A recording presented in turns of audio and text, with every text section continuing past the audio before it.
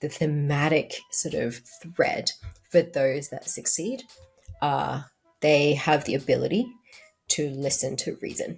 That's a really, really big Yeah. one. They have a conviction and they have sort of like, okay, I have this opinion and I have this hypothesis, but if you give me a good enough reason backed by data, backed by intelligence, I'm willing to be persuaded otherwise. And I think that's a really, really powerful skill. Pretty risky bet, and it turned out to be one of the most challenging and full of like failures sort of experience. And I just felt like sort of my Aussie way of communication was a bit abrupt for people and Right. quickly learned that, Yeah, can't be yeah. so direct and so forthright in your perspective and your communication.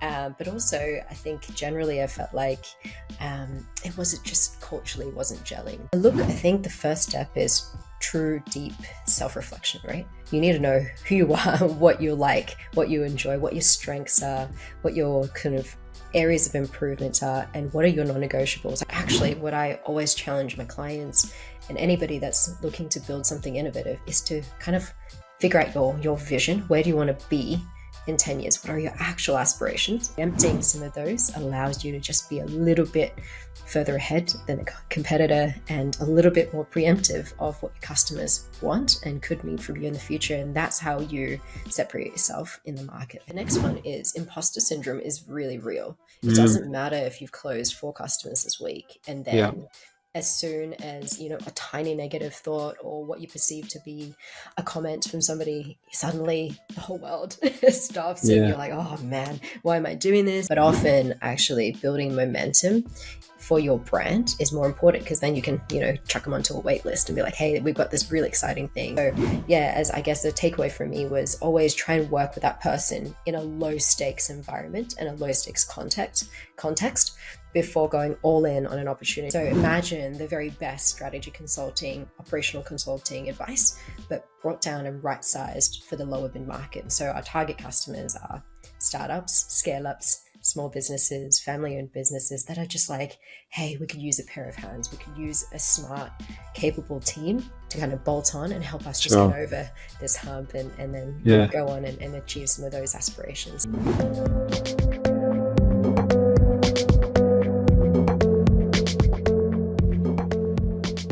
Just before we get started, if you're enjoying the podcast, can you please make sure you subscribe or follow my channel? This helps me out tremendously. Welcome to the podcast. Hi, Paul. Thanks for having me. Great to be here. Yeah, it's great. And so let's just dive straight in. And can you give our listeners a quick snapshot of your background and your journey leading up to where you are now with your startup, Kaya? Yeah, absolutely. So I was a strategy consultant for many years, really with sort of a digital growth focus. Did that for 5, 6 years and really got the bug to understand, hey, consulting is one thing, advising from a distance is one thing, but how do I actually put all of that to practice? And I think, the only way to do that is because you go into a business, own your mistakes, own your learnings, Mhm. and hopefully some wins and share some wins as well. So I moved into a number of different strategy and I guess due diligence and growth roles across corporate, anything from legal tech, TMT, then, ended up in London heading up commercial strategy for Heathrow during COVID, and then found myself at Zero leading global strategy expansion off the back of COVID. So really interesting times and learned a lot. And it was off the back of really spending time with small businesses, observing the opportunity in the white space in advising small businesses and seeing how they're sort of recovering and not recovering from Mm. COVID, that really sparked the idea for Kaya. And Kaya is now really essentially a tech-enabled subscription model for entrepreneurs to get access to high-quality, dependable strategy execution work. So imagine the very best strategy consulting, operational consulting advice, but brought down and right-sized for the lower mid-market. So our target customers are startups, scale-ups, small businesses, family-owned businesses that are just like, hey, we could use a pair of hands. We could use a smart, capable team to kind of bolt on and help us just get Sure. over this hump and then Yeah. go on and achieve some of those aspirations. So Yeah, it's yeah, that interesting. It came out of COVID. Yeah. And tell us, like, how did you end up working at Heathrow? Yeah, great story. So I went to London with sort of just, a one-way ticket and some second interview offers and nothing really much beyond that. But ended That's up pretty great. landing. Yeah, yeah, I was, And how come, like, how come you left in the first place? So you left Australia, yeah. just doing like that's, not many people just get one-way ticket and just go off like that. So what was happening before that that motivated you to do that?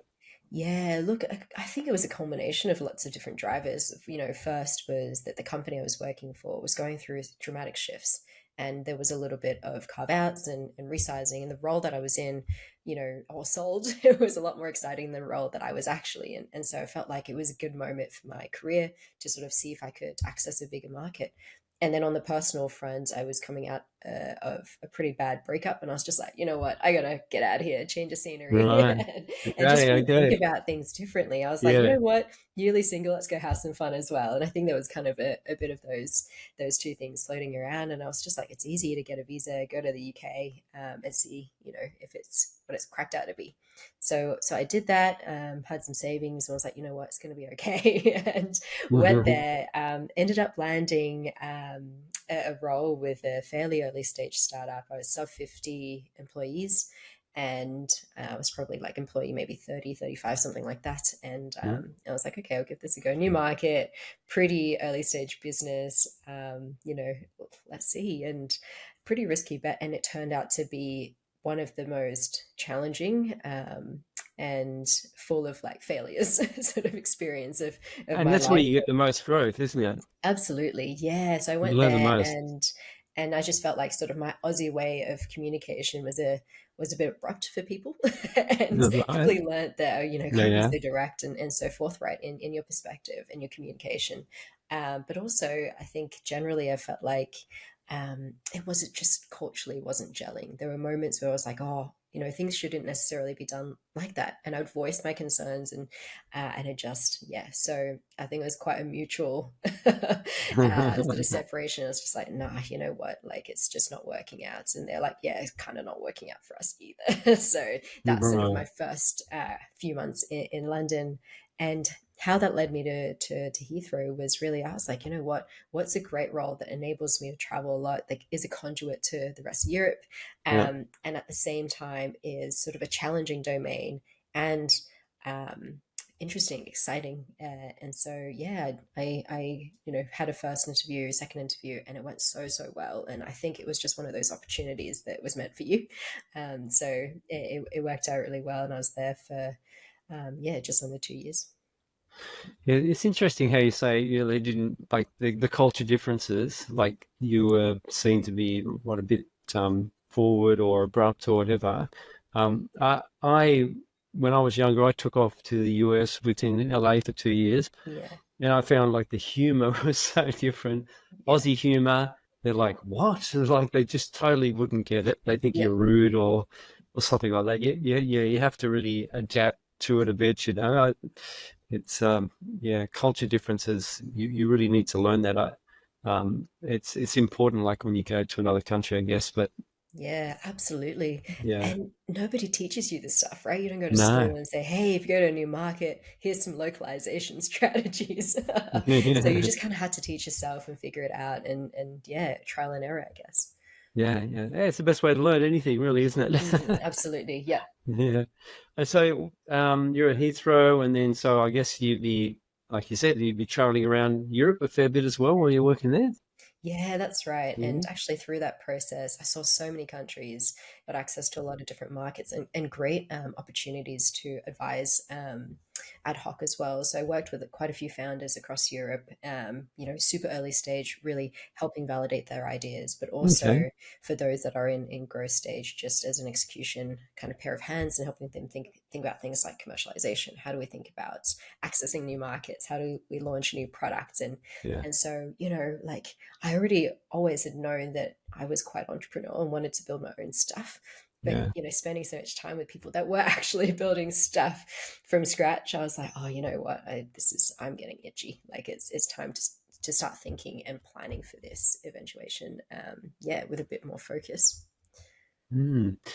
Okay, and what sort of advice can you give like current startups? Because on my show we have a lot of early stage startup founders listening to it, and others. And sort of advice would you give them if they're at that early stage? With the work that you do, what sort of advice do you give them, and what sort of what do you provide for them? Yeah, I mean, the two big ones, big learnings for me is often, we get passionate about an idea or a solution and get really wedded to it. So we try to build our businesses and our ventures from the beginning towards Hmm. like a future focus. But actually, what I always challenge my clients and anybody that's looking to build something innovative is to kind of figure out your vision. Where do you want to be in 10 years? What are your actual aspirations? And actually reverse engineer that. That actually gives you some quantifiable milestones. It gives you a lifestyle goal that you want to aim for. And actually then you can sort of start to phase it backwards to where you are right now. And I think that gives us a Is much there like a clearer. big picture vision? Because like Hmm. the startup world, and even the world we're living in now, it changes so Yeah, rapidly and so fast. Like some people say, 5-year plan. I know you're talking about vision, but let's say 5-year plan. yeah, It's just you can't do that these days. Like things change from month. Like AI's just come in here yeah. recently, and things change so rapidly. So what would be the difference between that vision that you're saying and then like plan, and also what would you advise, how would you advise startups to plan as well, or not to plan, or just Mm. to what would be your advice in that area? Yeah, look, I think that's a brilliant question. And there is definitely a difference between your tactical strategy on how you're actually going to execute your vision and sort of the chrome. I call that the chrome, meaning that those are sort of non negotiables for your life, your lifestyle, the purpose you want to have, the value you want to create in the world. Those don't change, Mm, right? No matter the okay. technological drivers, Like whatever your needs to be. why, as That's Stephen it. Sinek says. Exactly. Yeah. Yeah, exactly Okay. right. And so that's what I mean about that kind of overarching set of objectives. So, what kind of lifestyle do you want to be living? How many hours do you want to be working in 10 years' time? How do you want to Mm, be, made to feel about the work that you want to do? What kind of impact yeah. do you want to have? And so on and so forth. So, if you get those pieces right, and then Yeah. quantify it, working backwards tells you, hey, you need to have, an essence or the ability to capture a market of this size so that you can access this slice and so on and so forth, right? So that's your tactical strategy that does have to be pivot based on, the technical drivers or legislation drivers that you mentioned. But that kind of larger view is actually what should drive decision making, resource allocation, who you want to work and partner with, and so on and so forth. So that's sort of the big learning for me.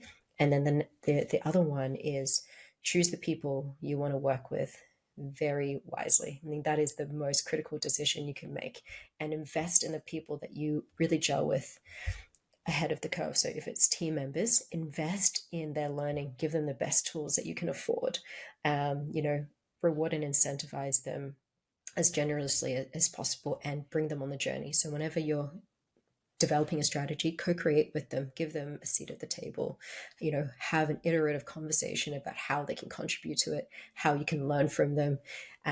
That's, I think, key in terms of a peer relationship, whether that's a co-founder or a business partner or part owner or an investor. I really see that the founder and the investor should be, a peer relationship and not a, oh, you're sort of, I'm now accountable to you. And that's, for me, that's wrong. And that should be how you select the right investors for your business in the first place. But, those types of peer relationships require nurturing both in a work setting and outside of the work setting. How do you learn about each other's sort of aspirations? What drives them, what motivates them, what are their working styles, what do they enjoy doing, what drains them, what are they really really great at, and what are they not, and doing that. And then how do you go about doing that? Because, like what's the best approach? Like, let's say you're looking for an investor. I mean, how can you find out all this information from an investor, or a co-founder? So, Yeah, sometimes people appear to be one way, and then, it may not be like that. So yeah. how can you be sure, and how do you actually find out this information? Yeah, look, I think the first step is true, deep self-reflection, right? You need to know who you are, what you like, what you enjoy, what your strengths are, what your kind of areas of improvement are, and what are your non-negotiables. I keep going back to this term because I think that's absolutely important. You have to have your boundaries, and you have to go, okay, I understand that my family is important. I've got young kids, and they, need to be fed, educated, dressed, all that sort of stuff. Yeah. And so if that's your why and that's your key driver, you can't compromise on that. And so if they're going to be investors that are like, hey, I need you to work really long hours, we're going to underpay you until we get to profitability, those types of things do not align with your non-negotiables and your why. So Okay. that's definitely a key part, right? So that self-diagnostic drives Yeah. everything. And then from there, it's applying the same sort of scrutiny and more of a like probative look at your key stakeholders to your life, because these are the people that you're going to spend the most time with over the next few years, maybe decade of your life. Well, they say And it's like with the co-founder, yeah, it's like a marriage, really, isn't it? You spend so much absolutely. time with Yeah. them, and yeah, like I was fortunate, like my co-founder and I got on really, really well, Yeah, but I couldn't imagine if, there's lots of stories, and you might even have some of, I do. Yeah. yeah, like I love to hear that, because like we talk about failures and obstacles, and, what we learned from that, and so let's hear a story, because you obviously work with many startups, so Yeah. let's hear a story about, where two founders or investors, haven't worked out, and why they haven't worked out.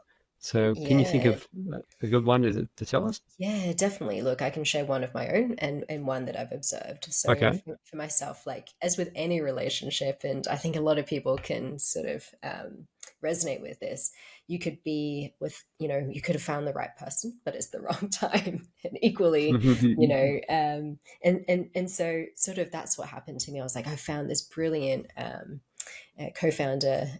They will remain nameless, but they know who they are, and I really admired their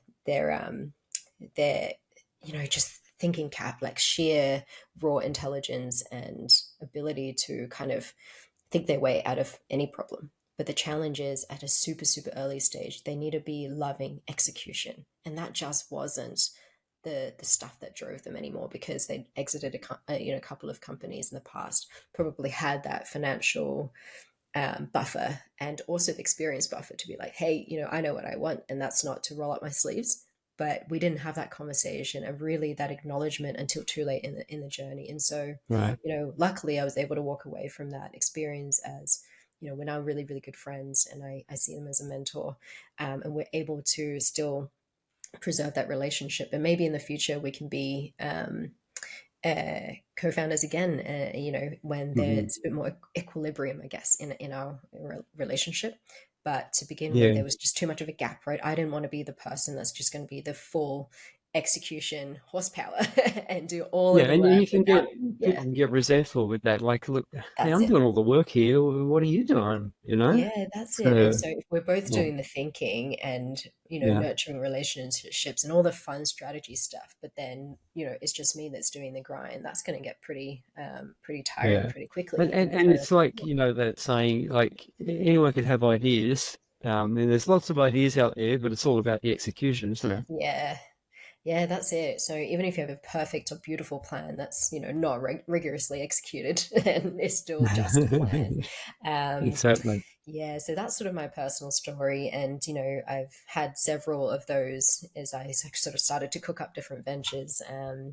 And so in terms of a founder story that I observed and had sort of close contact with, is just their inability to meet in the middle. And it was kind of disastrous because they actually got funded, they had money, they'd taken investors dollars, and it was just like, okay, we have all these milestones we need to hit, we're going to kind of crunch it out.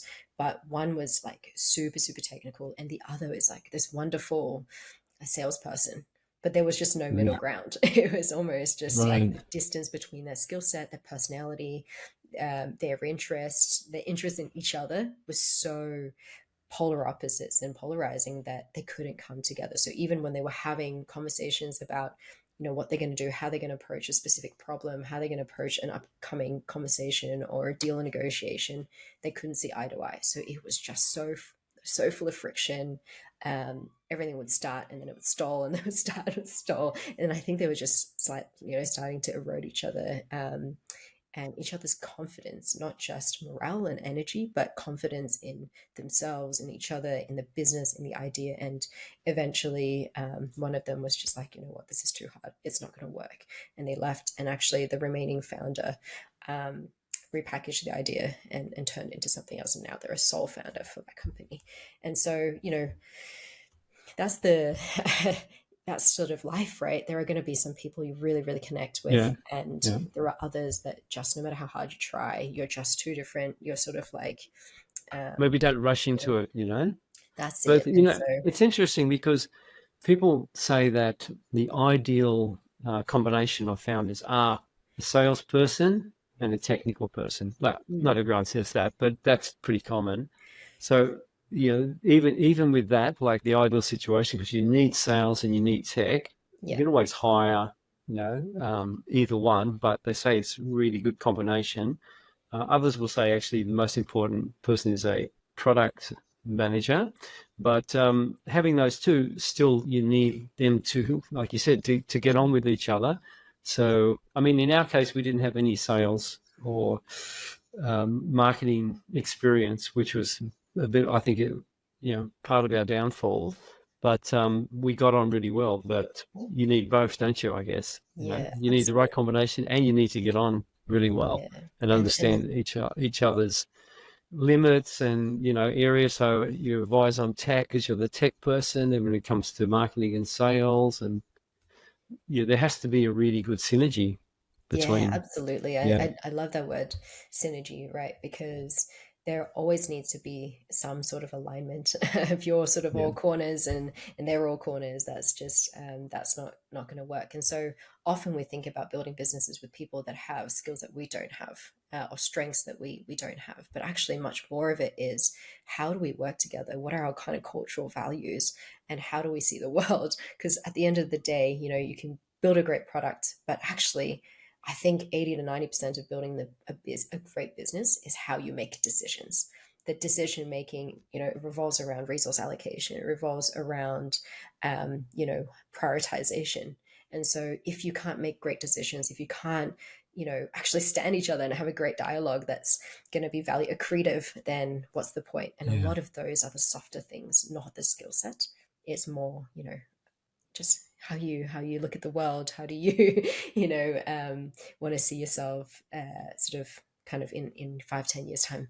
Those are sort of the stuff that people don't spend enough time talking about and diagnosing before rushing into these things. So yeah, as I guess the takeaway for me was, always try and work with that person in a low stakes environment and a low stakes context before going all in on an opportunity. Not to say you don't kind of trust and have faith in that partnership, yeah. but just to give yourself a bit of data to know what to do if and when the time comes to make a decision. Yeah, that's really good advice. I guess you could compare it like, two people falling in love. In that case, like, people don't see any of flaws or anything Oh else, yeah, right? In this case, you're not falling in love with the person, so you're doing business with them. So, you should take a bit more time and really get to know them and like you said, their values, their why. So obviously you've worked with a lot of founders as well and work with their visions, right? yeah. So is there a particular sort of vision or common vision of founders that are more successful than others that are not? Yeah. It sounds like a weird question, but No, it's a poignant question. And so the ones, as a sort of pattern so far, at least, right? My data set's yeah, obviously going to be limited by, by my exposure to them. But based on my data set, the thematic sort of thread for those that succeed are, they have the ability to listen to reason. That's a really, really big yeah, one. So they are okay, not stubborn beyond the ability to pivot. So, it's a balance. They have a conviction, and they have sort of like, okay, I have this opinion and I have this hypothesis, but if you give me a good enough reason backed by data, backed by intelligence, I'm willing to be persuaded otherwise. And I think that's a really, really powerful skill. VCs, I don't think, spend enough time talking about this type of soft skill, the ability Yeah. to be open-minded enough to kind of evaluate somebody else's opinion and perspective and wisdom, I dare say, to Yeah. then go, hey, how Yeah. does that inform my strategy and my objectives? That's the first one. And then the second is the ability to separate the impact and the outcome from the solution. And so I think this is one that's probably talked more about, which is, hey, I've got this great idea and I'm going to go all in on selling this product or this thing that I built. But actually, do you know if you have a market for it, or are you so wedded to the solution you don't actually see the opportunity, because the opportunity might look just a little bit different, but you're not able to touch onto that if people think that you just this one thing, when actually potentially it could be something else. And so those are the two threads from a characteristic and, I guess, just cognitive flexibility that I see as being critical to success. Those are the ones that stand out.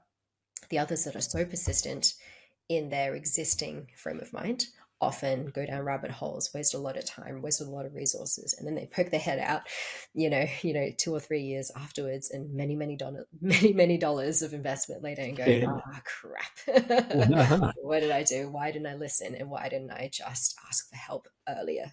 So that's it. Yeah. Yeah, it's really interesting because a lot of founders are really in love with their idea. Mm-hmm. Okay, this is my idea, this is my passion, and then they just go for it, and they're not looking like they're not really probably doing enough inquiry as to if this is really going to work, and customer inquiry, and doing a lot of research on that sort of thing, and listening to that, but they're just passionate. This is my thing. I think it's fantastic, and they put all that time and effort, but then it may not be what people exactly want. I mean, I did interview a VC that used to work at the Macquarie incubator where I was situated, and I did some of his courses, and in his course he talks about a startup founder that made 400 phone calls to prospective customers before he did anything. And after that, he knew exactly for his MVP what was needed, what were the basics, and stage 1, stage 2, etc. And he already had like 50 customers lined up. I think that was a really, really good lesson for everybody. You may not need to do 400 calls, but I think we can be so in love with our idea that we can be blinded by everything else.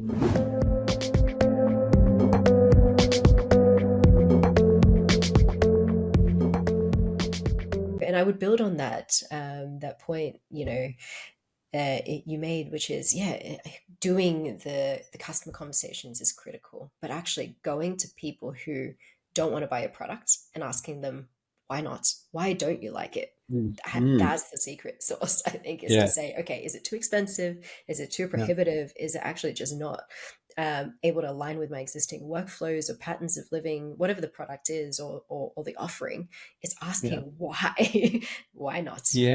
As opposed to, going for people that you already have a strong hypothesis of validation. That's kind of defeats the purpose, right? And your mother is not quite, the right person. That's it. Like your best mates, your siblings, whoever they might be, or even, your first degree connections are probably going to be too biased. So I often tell founders, go, if you want the ability to easily get some traction in terms of like enough quantum of people to research with, then, go to your second degree connection. So there's enough distance between you and them that they don't know you personally, but you have one person in between, so they can kind of go, okay, I'm willing to spend some time with you. My time's precious, but I'm willing to spend it on you and help you learn.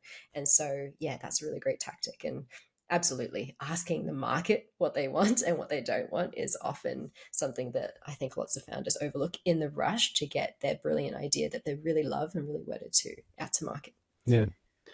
Recently I interviewed a lady, and she said that she doesn't have an MVP, minimum viable product. She has a MLP, minimum lovable product. And it actually worried me a bit because that means she's so in love with her idea. I'm not saying she isn't looking outside of that or doing the research, but it just worried me a bit because I think I was a bit like that as well, like in love with my idea. And then sometimes when you are like that and you're not doing, the research and getting that as much feedback as you probably need. And she's also bootstrapping as well. So Mm. that does worry me, like in general, when, because I've done the same thing myself. And Yeah, you can lose a lot of time and a lot of money like that.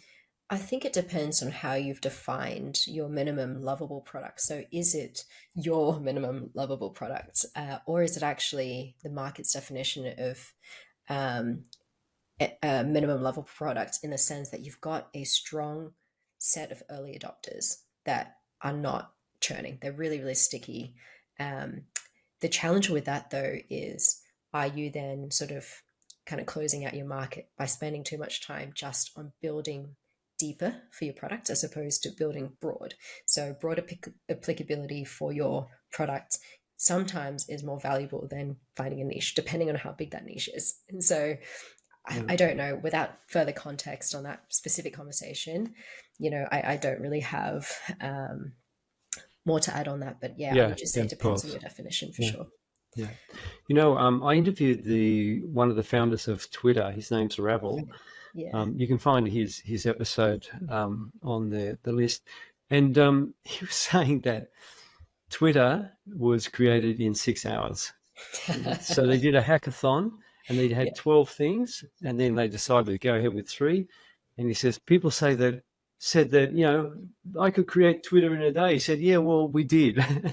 But then they got constant feedback from the people that were using it. And that's how they kept developing it more and more and more, So I think that's a really good method. And sometimes we think we have to have this MVP becomes like instead of minimal, this becomes a complex, product. And I think in our case as well, we put way too much effort in, perfecting and making our virtual reality platform do everything possible and all these amazing things, and then not enough money into sales and marketing.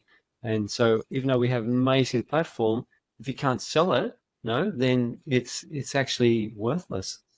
Yeah, that's it. And, like that type of investment in kind of your brand story, your brand positioning, how you're communicating your value to market, yeah, often comes ahead of the curve, right? You got to kind of front it Yeah, and just be like, well, eat the cost yeah, until there's enough traction that you actually kind of get it back. But yeah, again, often it's sort of something that founders deprioritize because they're like, we just don't have the capital. We should be spending the money on building the products. But often, actually, building momentum for your brand is more important because then you can, chuck them onto a wait list and be like, hey, we've got this really exciting thing that's coming, yeah, build that buzz and that sort of likely virality, and then go and figure out what the product actually looks like and how to get that to those really yeah. excited fans of your product. So um, if how would you advise like a startup that doesn't really have much funding at all? They're just bootstrapping, and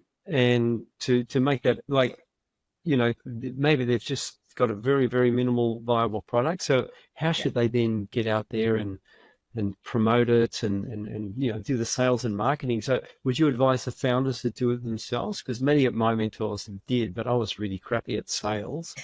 Um, Yeah, look, I mean, I think the focus for that type of startup who doesn't want to raise money or can't raise money, whatever the case might be, yeah. is, the focus is on landing your first 5 customers, just 5.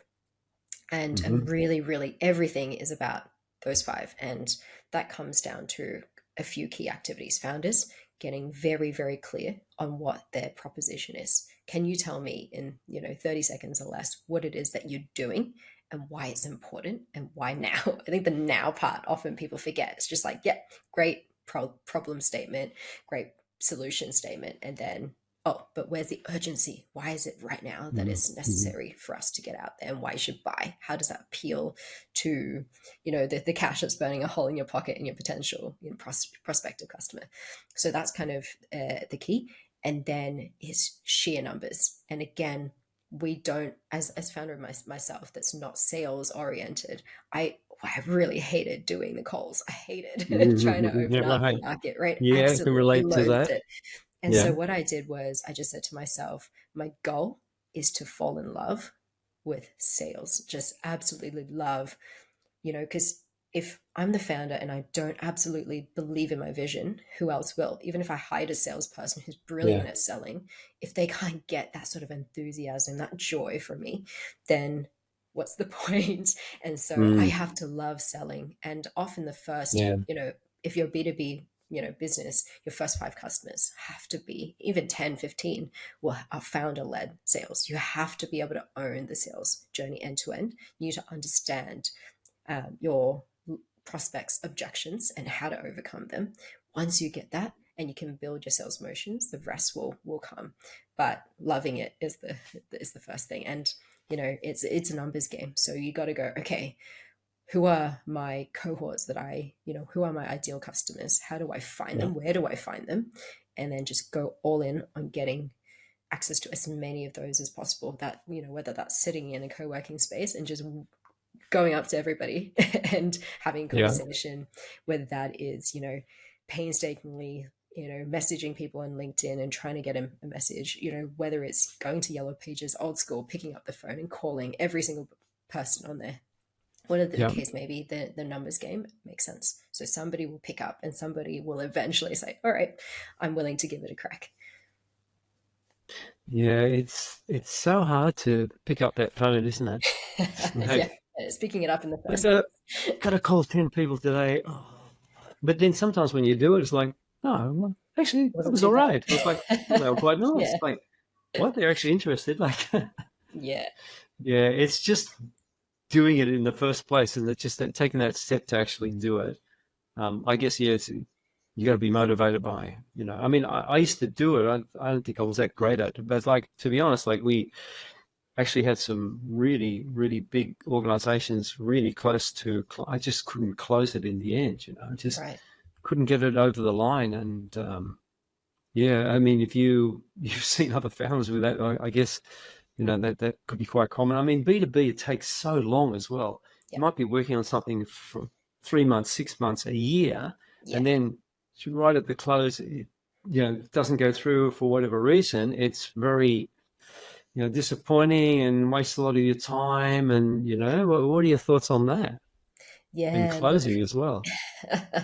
I guess my sort of approach to it is always add value. Every single conversation should be value driven, to make sure that you're reminding them of why you guys are the best. So is it some thought leadership? Is it, let me help you with a problem that you currently have? Is it, let me, introduce you to somebody that I know that could be really great for your business with no ask for yourself in return?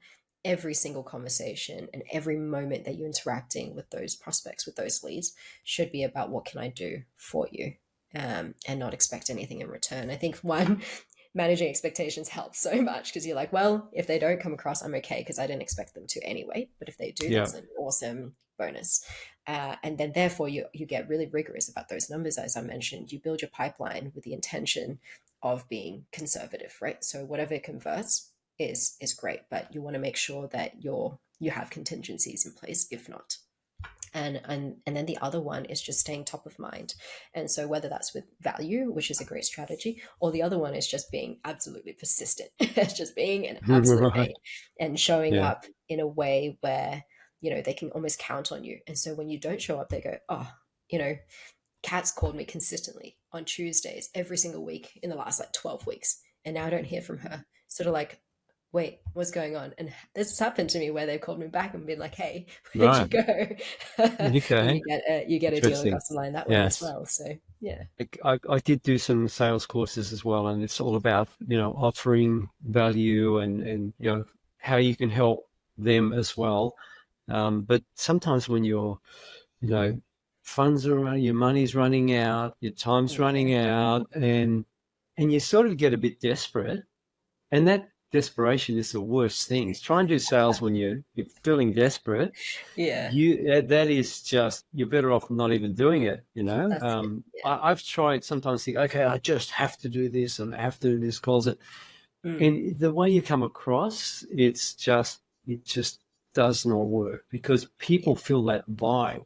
So how can you're in this situation, it feels like everything's closing in on you. You've put all this money in investment and time, and then you're being really close, but you have still haven't got a customer, and like you still got to be contacting people and trying to, and then Yeah. how can you get out of that? Like, oh, doom and gloom is like, I'm never going to get a sale. And what would you advise? I'm just, Yeah. that's how I felt in the past, Yeah. so. Oh, look, I mean, I've been there myself many, many times and have Right. been there with, other founders and other Yeah. entrepreneurs. Um, and so the thing that I have done for myself and the thing I advise them to do is, you can preempt some of this stuff. So if you haven't done that already, kind of start doing it today, which is put together a little advisory board for yourself, a well-being one, a well-being focused one, and one that, is like, uh, that one or two people that you're like, okay, you're going to be my lifeline on days when having just really crappy moments and everything's going wrong. I'm going to call you and you're going to give me the most amazing pep talk. I have, well, two of these people that are on my speed dial, and I ring and be like, just tell me I'm amazing because I feel That's great rubbish. advice. I love And that. it shifts your mindset Yeah. within a couple of minutes because you're like, you have somebody who, loves you unconditionally, supports you, regardless of whether you're winning that day or you're failing that day. And they'll tell you that you're great, objectively great, right? As well, not just Mm-hmm. subjectively, but objectively great, Yeah. because they can give you some pointers. They can say, hey, look what you achieved last week, last year, today, Yeah. even, but you don't see it yourself. And I think that changes your mood instantly. So that's the key one. And always have somebody that tells you you're burnt out, you're not sleeping enough, you're not eating well. Have those people remind you to take good care of yourself, because if you don't do that, it's just the pathway to the bottom and you're going to bottom out. And so Yeah. those are Yeah. the quick wins. And I would advise any founder, anybody that's doing anything difficult and emotionally difficult, to set that up straight away, because that's something you'll thank yourself for later. That's the first thing. And the second is I put, often I'll sort of kind of write down the objections ahead of time. So to say, okay, I'm in a really foul mood right now and I'm feeling like everything's closing in, right? And so here's kind of the energy I'll probably end up sending. And therefore, I'm going to get these types of objections. So how do I plan a slightly ahead of the call what those questions are, and how do I just reframe that? And so, yeah, a little bit of extra prep goes a long way. And you never know, that call might be just the one that turns things around. And so I Yeah. kind of, psych myself up that way as well. Yeah, something funny, but it's not really that funny. So the sort of, I just stopped doing everything in a startup. So we had the technology sitting there. Yeah. The team wasn't there anymore. And then, quite often I get calls from people like, hey, we're from an IT organization, we can help you. And I'm like, and so I got a call like that. Hey, is that Paul? So yeah, I said, look, before you go on, our company has pretty much finished. And said, I say, and then I said, oh, by the way, like, where are you calling from? Said, we're in the hospitality space, right? Some big hospitality organization Right. Wow. that was calling me from like the website and interest in what I was doing. And I'm like, oh God, I stuffed that. So they're like, the big opportunity I got Yeah. came when I'm just like finish everything and like, like another one of these calls, Yeah. big mistake. Life's like that. Hey, it keeps you on your toes. And so, yeah, I think being ready I did say, always. however, when they said that, look, even though like I said, the company is like sort of stopped, we have all the technology and actually she's looking for somebody that can actually buy, but of course they didn't get any call back. So sometimes the opportunity comes just a bit too late or you're just not prepared for it, Yeah. But then again, it could have been another 12 months going back and forth with them and then at the last minute, nothing happening. Like we had like, huge worldwide organizations that were interested in what we did, but couldn't get over the line. So talking about failures again, so what have been some of the most valuable lessons that you've learned from your failures and challenges as an entrepreneur? Yeah, I mean, this one's probably said a few times, but honestly, failure is just free lessons in disguise. And so don't take it personally. It's never personal. Yeah, Failing is just absolutely part of the process. It sucks. And I think you should feel it and let it out, and have a really good mechanism for sort of, expressing those disappointments and the grief of losing an opportunity. yeah. But I think just embracing failure is a big one. Then the next one is imposter syndrome is really real. It Mm, doesn't matter if you've closed 4 customers this week, and yeah, then as soon as a tiny negative thought or what you perceive to be a comment from somebody, suddenly the whole world stops and yeah, you're like, oh man, why am I doing this? The kind of negative self-talk needs to be stopped. And the imposter syndrome, I think, is always going to be there for people that are ambitious. They're always going to try and level up. They're always going to be like, hey, could I be better? There are people out there who are better than me. Why me? yeah, yeah, All of that yeah. stuff. And that I feel narrative is that so all the time, destructive. even with the podcast, Yeah. like people that I interview, like, oh, they're Yeah. really smart, way smarter than me. But I sort of like, okay, yeah, but I'm just doing my thing, Yeah. and in a way, I'm asking questions that maybe somebody with not a lot of knowledge would ask as well, you know. Yeah. But yeah, Yeah. I mean, we all get that, don't we? Happening, that imposter syndrome. Yeah, absolutely. And so it's just sort of like, actually, if anything, is an indication that you're ambitious. You want more for your life. And I think that's a really good data point. And so feeling Interesting. like that is something we should really appreciate and embrace, as opposed to saying, oh, am I not good enough? It's more like, hey, I'm willing to look at myself as always continuously, having room to level up. That's great. So it's just, the reframing. And then the third one is just honestly, don't be afraid to be a fool. I think I was so concerned about what people thought and how I Yeah, should come across that yeah, I stopped myself from leaning into a lot of cool opportunities. And now I just sort of go, you know what, I'm going to give it a shot. What are the chances of something happening if I do yeah. this? That's And you never know. And so I think just being able to go, hey, to your point earlier, even if I don't feel like I'm the smartest person in the room, and that's, I think, where the untapped opportunities are. And so being able to be like, hey, I don't know everything, but I'm really curious about this. Can I help you with it? yeah, And yeah. that, I think, goes a long way. And And I think then, just being genuine is really yeah. important as well. So Oh, you may not be the absolutely. smartest, but just being yourself, being genuine, people feel that, they understand that, you know. Yeah.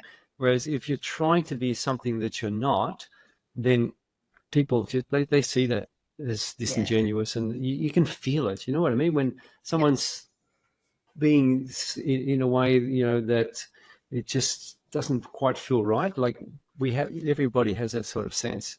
Yeah, it'd be remiss of me not to mention, as a strategist, this one big learning for me, which is don't try and necessarily spend all of your time building for your current business. Spend at least sort of 20 to 25% of your time as soon as it's practical to focus on the future of the business that you want to build. So always, be solving for problems 2 or 3 years out. So who are the customers I want to be solving for in the future? And this is something that I think, Amazon does really well.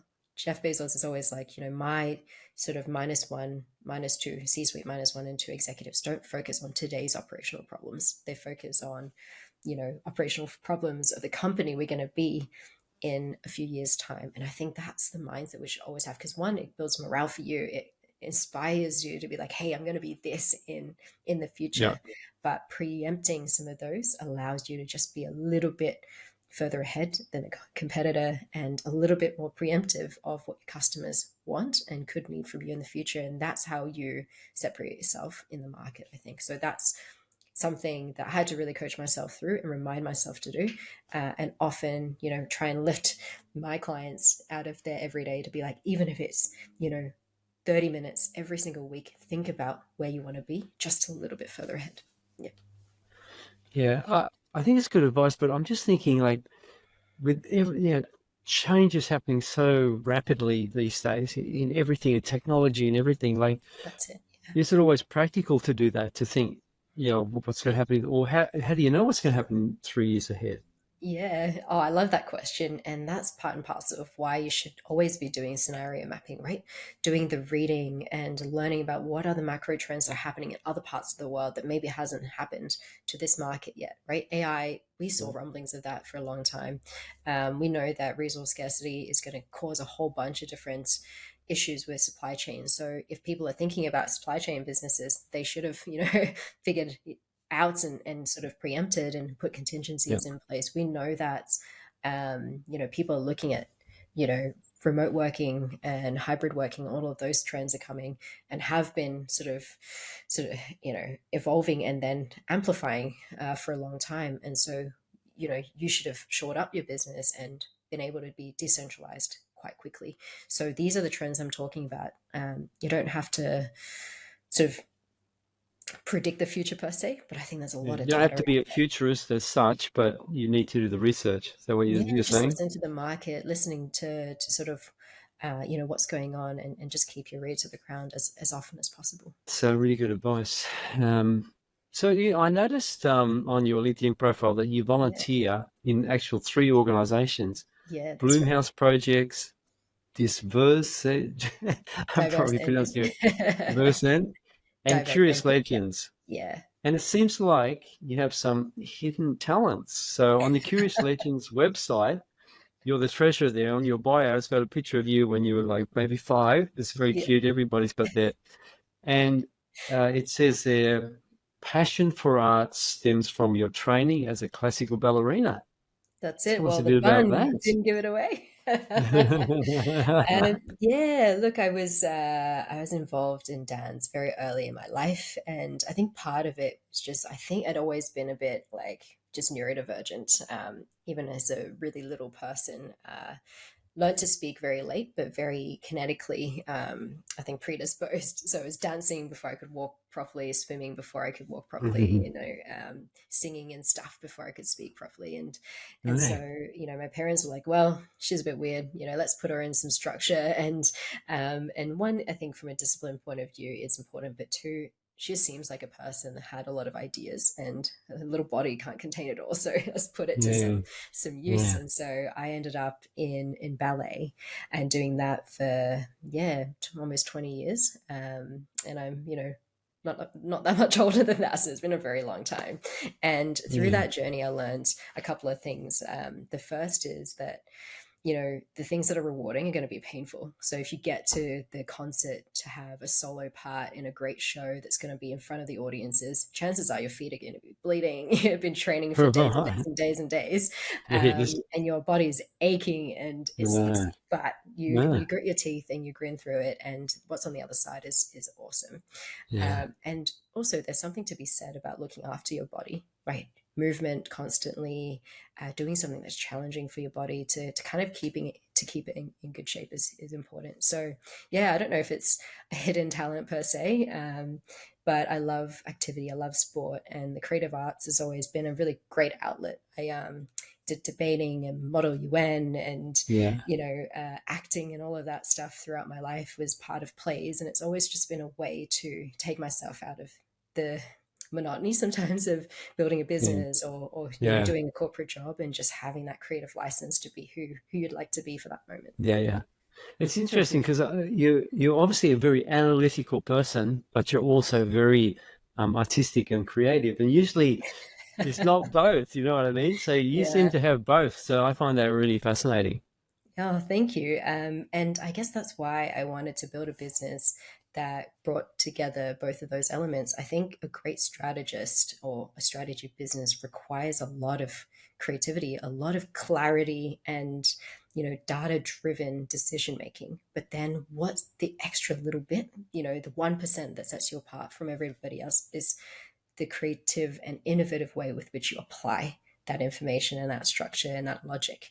And so Yeah. I think that's always sort of where I've lived, somewhere in between the hyper analytical and I can't, compete with the best of the creatives, but I think as a person and as a being, I love not to be stuck in a box or a category or be sort of held to a Yeah. specific way of thinking. Yeah. Yeah. No, it's great. Well, look, it's been fantastic, and we'll leave details of your website, your business in the show notes.